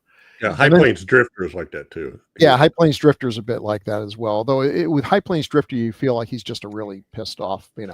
Well, he rides it, but he rides in and rides off into the wavering, heat rays, mirages of the and then Space Cowboys, which is just a really fun science fiction action thriller. If you liked Armageddon and stuff, you've got some just fantastic older actors getting to play in space one more time. Just good stuff. Tommy Lee Jones. I'm trying to remember who else was in it. James Rockford. Gardner. Yeah, James. Yeah. And then Donald Sutherland got a great role in it. It's a fun. If you haven't seen it, make time to see it. It's a fun movie. I did want to mention a guy named Steve Darrell who played Andy Anderson, the farmer that had all the cattle slaughtered. He was. Oh, I forgot this too. We got some sciencing going on here. Ooh, yeah. I just wanted to show the. We got rats the size of guinea pigs and guinea pigs the size of wiener dogs. The protective face mask that they use for. That's a lot of meat, boys. Yeah. It's your basic rear screen projection. Now, if they're big enough, we can have guinea pig at McDonald's. Yeah. I know that guinea pigs actually are raised to be eaten in parts of South America, but boy, I think that would be a hard sell here. Yeah. I did also appreciate the clipboards distributing all the information. I almost used this other picture, but I used this one because of the face cards. But that was a good. I had another one where they got clipboards and they're looking down at something. I laugh every time I see the pencil go down the line and then over to check. Yeah. That's hilarious. Yeah, they had the little number of days in the little box at the top of the sheet. That was great. It is fun having worked in science and stuff, and where recording is so it's important how you record everything. To look at these movies where it's like all I need is a piece of paper and a grease pencil. I can turn this in. It'll get published. Well, and I do like you're kind of mentioning the top photo, just this very serious work there with the radioactive source that they're using. Yeah, for stuff that fun. we're going to eat. I am Yeah. dubious. Or an apron and a plastic face shield. You know? I don't even think of the fact that this is going into food. Mhm. We're gonna inject radioactive isotopes into a tarantula. He's gonna get really big, and then we're gonna eat him. It's like, again, how did Save you get the a world. grant? The government was You've just done handing it, out Doctor. money back then. They're crab legs. Trust me, they're crab legs. Maybe it would have saved Red Lobster, right? We already got Attack of the Crab Monsters. Yeah, we Yeah. did. Save Red Lobster. All right, and then I keep starting to say this, but then I do something else. But the Steve Darrell played Andy Anderson. He was born in Osage, Iowa, small town. He was also in The Monolith Monsters and Sniper, a movie I've mentioned a few times from 1952. That is talks about the state of psychiatric health. He was in that one too. Yes, he was one of the cops that was looking for him. Now, who were the two guys at the campfire that ended up getting eaten by the tarantula? I don't know. All right, there you go. No, I that- didn't. I just Oh, wanted, man. I wanted to call them out though, because there's one thing, you're watching these things. It's funny what you see. I have to admire the fact that every time one of them fell, the other one would go back for him. Yeah. Because I Yes. got to tell you, I love y'all, but if we're being chased by a giant tarantula, don't trip and expect me to come back and pick your ass up and drag you along. We already knew that about you, Ben. You just, We've talked about it in private. Yeah. listen, Yeah. the We made flashlight. a backup plan. I'll roll Yeah. the flashlight behind me so that in the distance you can see. Okay, he's over there. Let's go. Keep going this way. But, You mean Oh, here it you kept running after the spider got it? Well, kinda. yeah. This is interesting. I picked him up twice. I wasn't going to pick him up a third time. There's a guy named Edgar Deering listed as second tramp, Second tramp. but there is no first tramp. There's no first tramp. Oh, but he wait, I must have- see. I see that Tom London as Jeb, first tramp. Oh, okay. Oh. I didn't see the second part yet. I haven't Tramp. seen the second one. Mhm. Yep, you got it. You got They it. were tramps. See, that's an important distinction. There's a big difference between a tramp, a hobo, and a bum. Is there? Yeah, Yes. and I don't remember exactly what it is, but one of them is like a guy who they work. They just don't have they don't stay in one place for very long. So they You just know, sort of hop on the train, jump off, and get jobs. But they're not living off the dole or begging for money or anything. Mhm. My grandparents had a farm that was like half a mile from a railroad tracks, and they said people, Mhm. every once in a while a guy would come over and want to know if there was any work he could do. Yeah. Yeah. Nothing wrong. No. with that. Times were Yeah, tough. now you'd be worried he's a serial killer. Oh, absolutely. Yeah. No. No. Anyway, Mm. I think The movies I don't- we watch have taught us better than that. Any other comments here, folks? I did want to mention the music. All right. Oh, it's great. So on Universal Music, they always give the credit to, where did I put all this? George Gershenson, I think is his name. But he's just the head of the music department, and if somebody else doesn't get a certain percentage, then they don't get credit. But this was mostly by Henry Mancini and Herman Stein, very similar to the Monolith Monsters. And they said that Stein had approximately 23 and a half minutes of the music and Mancini about 15 and a half minutes. The score included music from 20 Universal movies. It Came from Outer Space, This Island Earth, Six Bridges to Cross, Dawn at Sicaro, and a bunch of other Westerns. So these, and all of these movies, except for Came from Outer Space, I think is 53. Every other one on there was 55 or 56. So it was right in that same time frame, and they were just going, this tension builder works over here. Let's do that. It seems like that little 3-note sting from Creature was sped up a little bit. Like it was faster than normal. Yeah, they said a piece of the introductory fanfare for the Creature was used in this movie. I can't remember. I didn't go back to look at it, but the fanfare from Creature from the Black Lagoon, only faster. 9 year. Let's see, according to. Cool. I think that's about studio filmmaking. Oh, another Mara Corday piece of trivia. She had a gap between her teeth. And she used to always wear these little veneers on her teeth to close up the gap. And nobody, but then she signed a contract with Universal and they noticed it. And they said, oh, well, we're going to have your teeth fixed. Go to the orthodontist, whatever. But while you're doing that, you can't use those veneers. So when you're in a movie, put this little wax thing here to fill in the gap. And she said it worked pretty good most places, but out in the 120-degree desert, the wax melted. And so she said I'd have to get my little can of Sterno out and melt some more wax. Like, oh my God. That was hilarious that she would say that. I just Glamorous. She's still beautiful. Yep. She is. She is. So I got to remember to check on Jack Keevan. He did predict, Professor Deemer predicted that by the year 2000, the human population would be 3.6 billion, when in reality it was over 6 billion. Yeah. Where's those giant spider steaks? We're starving here. And also, you guys usually bring this up, but this movie was mentioned in Leo G. Carroll, and the movie Tarantula was mentioned in Rocky Horror Picture Show. Why was he over a barrel? Just because it rhymed? It wasn't in... Yeah. Okay. I was like, there's no barrel in here. Carol and barrel sort of. Yeah, they rhyme. I know. It's a phrase. I get it. Well, I think we're done with that episode. That's it for Tarantula. But now we have feedback. This is going to be a long one, folks. So please bear with us. First up, we have episode 96, The Bad Seed. Where are we at? Let's go with Doc. Me. All right. Holy cow. Today. The Bad Seed. Episode 96. The day. This is an old favorite from childhood. Great film. Leroy was probably a nurture case.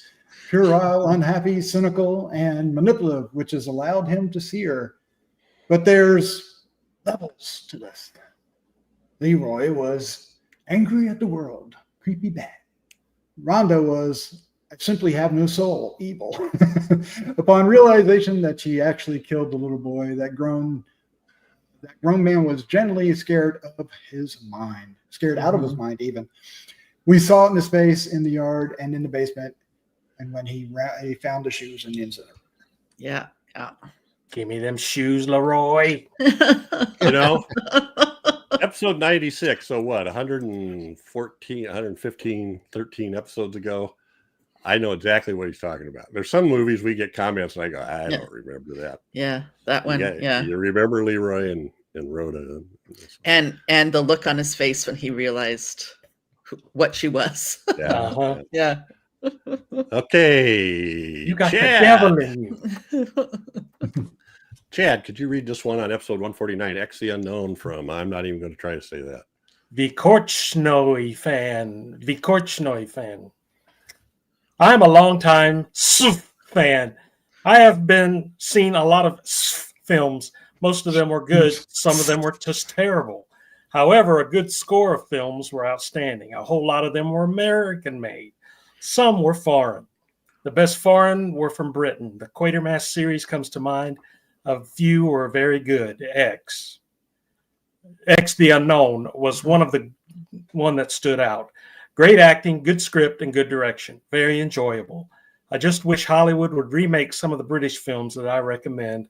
Quatermass 2, X the Unknown, The Day of the Triffids, and a horror film, Night of the Demon. Or Curse of the Demon.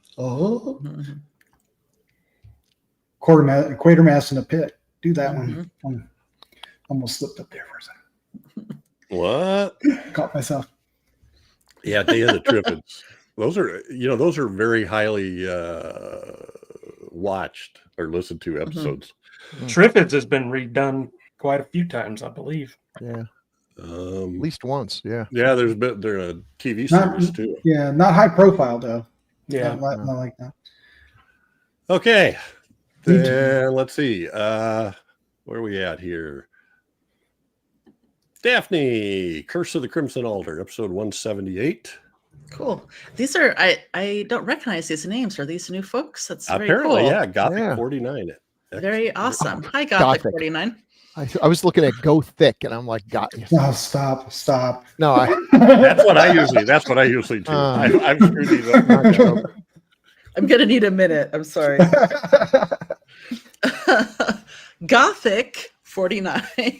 Is how I'm going to pronounce it. Yeah, Altar de Sangre translates to Altar of Blood. I read years ago that UK films would use scarlet, crimson, or just plain old red in titles to avoid having to write bloody, which could affront and dismay all the maiden aunties who would then write furious letters to the newspapers or something. Both the Super 8 version shown and another one from Walton Films are on YouTube thanks to a very dedicated fan. It's funny on the cover of the one you show that the artist nicked imagery from a much-used Plague of the Zombies production still. Chief Zombie carrying an ingenue's limp body, and made a couple of changes to include in this portrayal. Needless to say, no such scene appears in Curse of the Crimson Altar. As you speculate, the Crimson Cult was the US release title. Cool. Thanks, Gothic. Excellent. Appreciate Yes. that. And we just look for any poster. We're not, and posters are so unassociated to what's actually in the movie sometimes. Yeah. That's kind of part of the deal, but appreciate the points. All right, episode 180, The Lost Continent, from Dennis Lancaster. Bill. okay. Dennis says, "Greetings, Grue-Crew. Delving into your back issue, or should I say back episode department, this is not unlike visiting a beloved mom and pop video store and seeing what titles they have on their genre shelves. I almost expect these episodes to be encased in a white clamshell video box. You may find this amusing that while I'm listening to this episode, I'm doing repairs and restoration on the theater props that we rent. Currently, I'm sitting in the jaws of our little shop of horrors plant." Oh, cool. Oh, cool. I first discovered The Lost Continent at my local center theater when it was booked as the beef feature to the well-promoted but truly awful The Neptune Factor. That movie. The only thing entertaining about watching The Neptune Factor at the theater was two kids getting into a fist fight over spilled popcorn. No, They were physically thrown out of the theater by the bouncer usher the theater employed. The Pack Theater enjoyed The Lost Continent far more than The Neptune Factor. I got to tell you, when that seaweed wrapped around Eric Porter's arm and drew blood, the theater exploded with screams. A great mashup of pulp, adventure, lifeboat, and ship of fools. It would be a few years before I'd see it again, as the film was extremely difficult to catch on television. This was due to it being part of a Hammer adventure film package that Warner 7 Arts sold to local television markets. This particular package included not only The Lost Continent, but She, Vengeance of She, 1 Million Years BC, and When Dinosaurs Ruled the Earth. Yeah, all the ones that they never showed. That makes so much sense now. I would imagine some programming directors possibly shy away from the rather risque nature of some of these films. Fortunately for me, our local KTVU Channel 2 Creature Features program bought the package. I suspect that my late friend Bob Shaw, who was the historian and film editor on Creature Features, encouraged the acquisition. I really love the disgusting slobbering monsters in this film. I even like the Scorpion, although the obvious wheels that were used to operate him were extremely visible on the screen. Nevertheless, the Scorpion brought a nostalgic memory to me about a long lost down dark ride at an amusement park. It was a dinosaur theme, and one of the dinosaurs would run alongside your ride cart. The wheels driving him would arc and spray sparks. I'm surprised it didn't burn the whole ride down. Boy, that sounds awesome. Eddie Powell gets a speaking role as the Inquisitor in this film. He was normally the go-to stuntman for Hammer films, including doubling for Christopher Lee on a number of Dracula movies. What is not very well known about Eddie Powell's stunt work is that he played the Xenomorph in Ridley Scott's Alien. Although the taller actor was given most of the publicity about playing the role, Bolaji Badejo was used mostly for shots with the film's cast. His taller stature would give the monster a larger scale, and Powell, on the other hand, did most of the heavy lifting stunt-wise. He was dropped down on chains, stuffed into cramped corners and areas, and was shot with the harpoon gun. Any shot in the film that doesn't involve the regular cast is more than likely Eddie. Did not know Wow. that. That's cool. I never knew that. Yeah. Makes a lot of sense, though. Dick Clemerson's Little Shop of Horrors magazine is the go-to for Hammer films for in-depth information on the history of Hammer. That is true. My friend Mark Wolf wrote a Rondo Award-winning article on When Dinosaurs Ruled the Earth for the magazine. The Lost Continent is not just a guilty pleasure, but an essential guilty pleasure. Ooh, I like that. Yeah. Thank you, Gruesome Magazine, for indulging me in my ramblings. Boy, this is some gold right here. Thank you. Yeah, it is. That's Yeah, wonderful. Yes. That was a fun movie. So. It was, Yeah. and so people know he brought up Dick Clemenson and the Little Shop of Horrors magazine because Dick does the commentary for The Lost Continent from Scream Factory, and he joined us for the podcast. So that was fun. Yeah. Speaking of which, I believe they have the magazine won a Rondo Award. All right. Thank you very much, Dennis. Episode 206, Werewolf of London from Andy L. Are we back to Doc? I think we are. Andy L says about Werewolf of London. Just a note to clarify comments about the doctor having a television system. The earliest experimental television was developed in 1925, based on some technology that was actually from the late 1800s. The first image was very lo-fi, vertical scan, ventriloquist dummy face, 32 lines at 5 frames per second. Starting in 1927, the image of Felix the Cat was broadcast on a spinning platform for 2 hours a day by RCA to help their engineers improve their performance. The first dramatic broadcast was in 1928 in New York. Schenectady, New York. Yeah. I wasn't going to try to say that. The same year that Werewolf of London was released also saw the movie Murder by Television, starring Bela Lugosi, come out. Not exactly his greatest film, but historically significant. While not exactly commonplace to most people at the time, television wasn't exactly science fiction by then. Very Interesting. cool. Andy, Appreciate it, Andy. wow. We looked at that and went, oh, wow, they stuck some science fiction in here. And that was it. Andy, we've been schooled and we appreciate it. Yeah. Yeah, well, that was Very cool. interesting. And another person we haven't heard from for a while. We have one from Wes Diorio on Werewolf of London. I can't remember who's next. I think it's me. Okay, Chad? Wes says, hey, Grue-Crew, I have a backlog of comments to make for each of the DOH podcasts, but here's a quick one from Werewolf of London. The crew was wondering about the actors' accents, which were typical for movies of this era. Yes. This is where I heard it. Here's a brief explanation. It's called Mid-Atlantic or Transatlantic because the pronunciation is a mix of American and British. This dialectic was created specifically for upper-class people and taught at Ivy League colleges. It wasn't just for actors, though. President FDR reportedly took this class while attending Columbia. Since it's supposed to portray wealth and sophistication, it's an easy way for the viewer to immediately understand the character's station in life. Some actors felt it also increased the clarity of their speech. It fell out of favor after the 1950s. I hope this tidbit was helpful. I've learned hundreds of interesting things listening to your podcast for the last 8 years. Keep up the good work. Thank my you for God, that. hey, That's awesome. Perfect timing. Yeah. Perfect. Yeah, that Love is. Thanks, Wes. I'm so glad to hear from you again. Going way back to 70s, he was the one that answered a viewer's question and identified their short description as the blood-spattered bride, Oh, which we then covered oh, cool. a little while later. So, Well, they appreciate say it, they Wes. have a backlog of comments. I look forward Oh, to others. absolutely. Mhm. All right. Let's see. That is helpful. Thank you Yeah. very much. That's what we want. We know our viewers are smarter than us. And I'm just going to throw out again. Sure. If anybody knows anything about Jack Kevan's work, on Tarantula. If he did the face appliances, let us know. 208, the Monolith Monsters. James Harris. So that's Daphne. Yes. All right. Hi, gang. Well, this is a nice coincidence.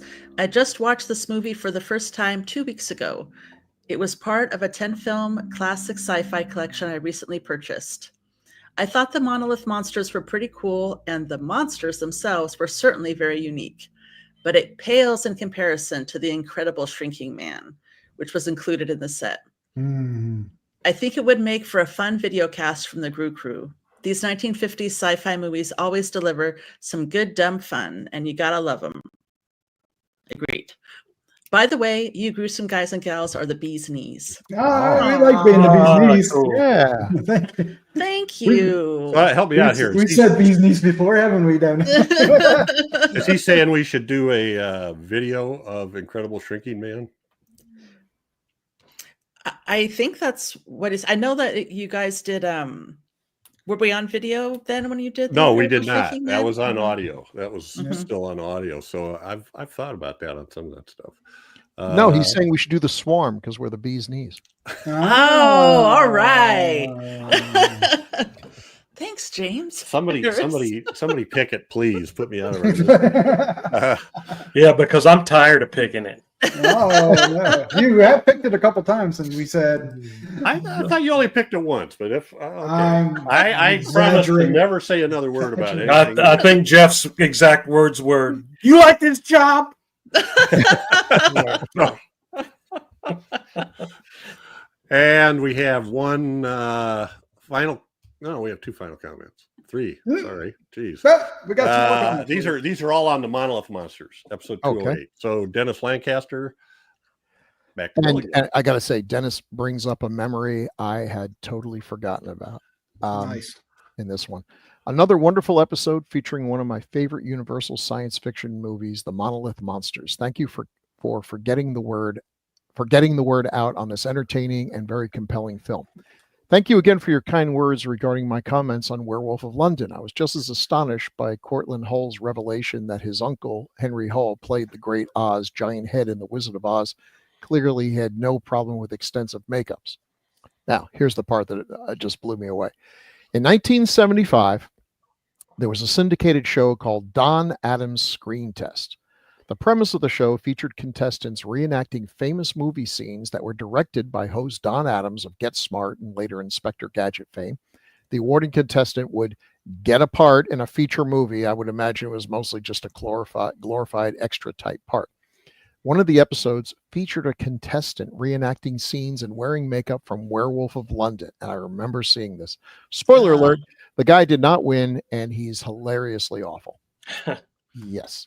I do remember this show. I thought The show was terrible, but I loved it. As unintentionally hilarious as this show was, there was a rather sad and ironically gruesome cloud hanging over Oh it. no. Yeah. One of the episodes features actor Jack Cassidy, who was the former husband of Shirley Jones and father to the pop stars David and Sean Cassidy. In this episode, Jack Cassidy and the contestant reenacted the unmasking scene from The Phantom of the Opera. Cassidy was clearly having a good time, and at one point he briefly pulled his mask off, revealing the extensive burn makeup on his face while smiling a big smile. The terrible irony of this shot always struck with me, as a few short months later, Jack Cassidy would burn to death in an apartment fire started by a lit cigarette. Ouch.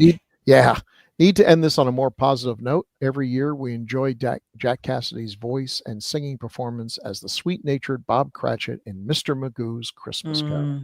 I haven't thought about Don Adams' Screen Test in ever. So thank you for bringing that back, because it was very short-lived. It wasn't that good, but I'd watch every episode again if somebody sent me a link. So we have one here from Gregory Crosby, which I think we need to have Chad read. On the It's been a while.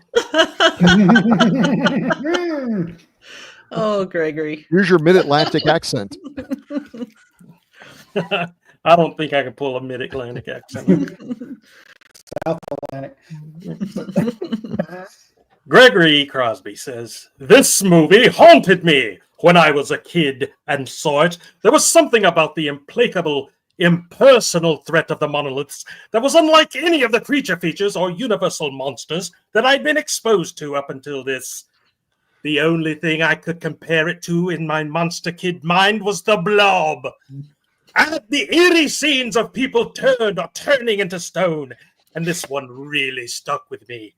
When I watched it again recently, I felt it more than held up to my memory of it.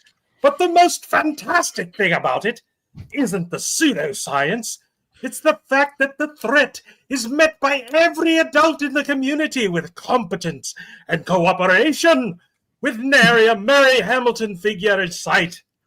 Imagine smart people working together beyond greed or bias to face an existential threat and defeating that threat. Talk about a fantasy. Well done, sir. Bravo. That is great. Thanks, Gregory. Oh, man, what a great impression of him. That's the thing. I wish I'd have thought of that, because the Black He's Saint, going to kill me. the Black Saint used to always say the Blob was the scariest one. It didn't have a mind; it's just consumed. Yeah. The monoliths were like You that can't too, reason right? with it. Yeah. Yeah. Just- It's nature or whatever. Yeah. And finally, Jose on Monolith Monsters. I think that would be Doc then. Okay. Jose says, I not only thoroughly enjoy this film, I respect it. They did a lot with the budget they had available. A really unique threat, an inorganic and chemical reaction. The Night the World Exploded from the same year is similar, but inferior. The effects are impressive, and the whole thing is surprisingly compelling. I've always liked Grant Williams. There's a kind of sadness built into his face that's intriguing and makes one wonder. From what I've read, his later years were a bit sad.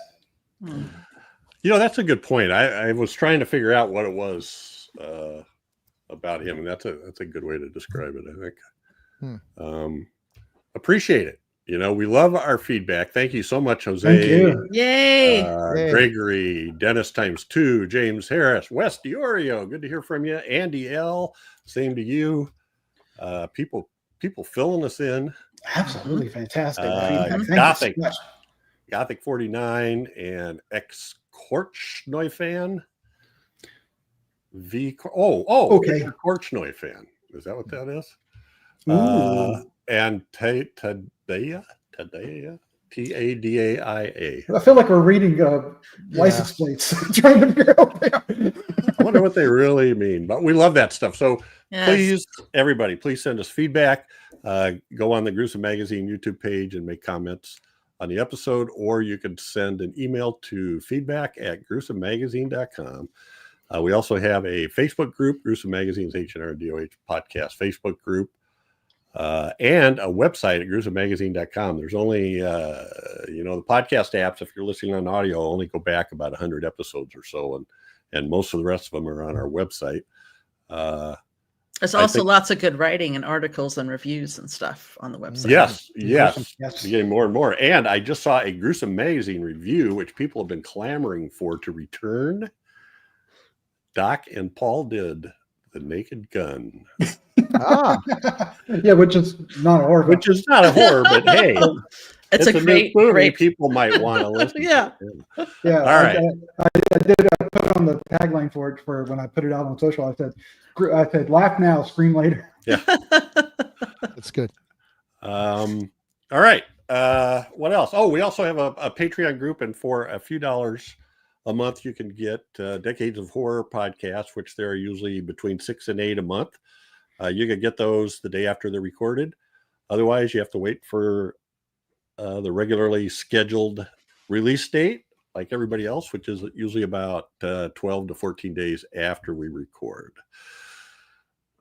Anything else? Oh, I hadn't. I was going to say, just remind everybody, if you like what we did here, like, subscribe, tell a friend, because it really helps us out. And we appreciate anybody that listens or watches at the same time. Yeah, share into groups that you think might be interested in what we're doing. Oh, smart idea. All righty. Oh, we also have the entire season of Kolchak the Night Stalker, 20 episodes on Patreon. You cannot get that anyplace else. That Okay. was fun. That was really That, fun. that was so much That was fun. a lot of fun. And we had Mulligan. we actually had 21 episodes for 20 episodes of Kolchak.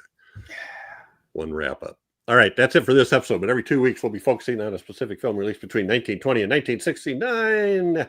Next up, chosen by Daphne, is Jean Cocteau's Beauty and the Beast, 1946. Yeah, Classic. yeah, baby. Yeah, baby. This better this be will good. interesting. It's going to be interesting. It's the best. Yes. Top Chad? 5 fantasy movies, possibly my favorite fantasy movie of all time. Yeah. That means nothing to me. I know. I know. The makeup is That fantastic. beats out Yes. Harryhausen. So I mean, yeah. Okay. All right. Thanks, Chad. So catch us again here in 2 weeks for another great horror movie of the classic era, as only decades of horror can do it. Say goodnight, guys. Good night, guys. Good night, Good night. everybody.